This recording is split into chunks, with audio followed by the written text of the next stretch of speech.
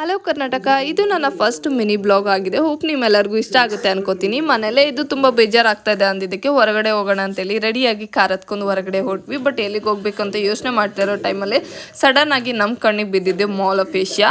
So mall of Asia ಕಡೆ car ತಿರ್ಗಿಸಿದಾಯ್ತು. ಇನ್ನೇನು ಕ್ರಿಸ್ಮಸ್ ಹತ್ರ ಇರೋದ್ರಿಂದ ಕ್ರಿಸ್ಮಸ್ಗೋಸ್ಕರ ಅಲ್ಲಿ ಡೆಕೋರೇಷನ್ ಸಮಯ ನಡೀತಾ ಇತ್ತು. ಆ್ಯಂಡ್ ಮಾಲ್ ಎಂಟ್ರೆನ್ಸ್ ಆಗ್ತಾ ಇದ್ದಂಗೆ ಅಲ್ಲಿರೋಂಥ ಇಂಟೀರಿಯರ್ ಆಯಿತು, ಲೈಟಿಂಗ್ಸ್ ಆಯಿತು, ಪರ್ಸ್ನಲಿ ನನಗೆ ತುಂಬಾ ಇಷ್ಟ ಆಯಿತು. ಯಾಕಂದರೆ ನಾನು ಅನ್ಕೊಂಡಿದ್ದಿಲ್ಲ ಈ ಮಾಲ್ ಇಷ್ಟು ಚೆನ್ನಾಗಿ ಮಾಡಿದ್ದಾರೆ ಅಂತೇಳಿ. ನನಗೆ ತುಂಬಾ ಇಷ್ಟ ಆಯಿತು. ನೀವೇನಾದ್ರು ಹೋಗ್ಬೇಕು ಅನ್ಕೊಂಡಿದ್ರೆ ಮಚ್ಪಿ ಹೋಗಿ.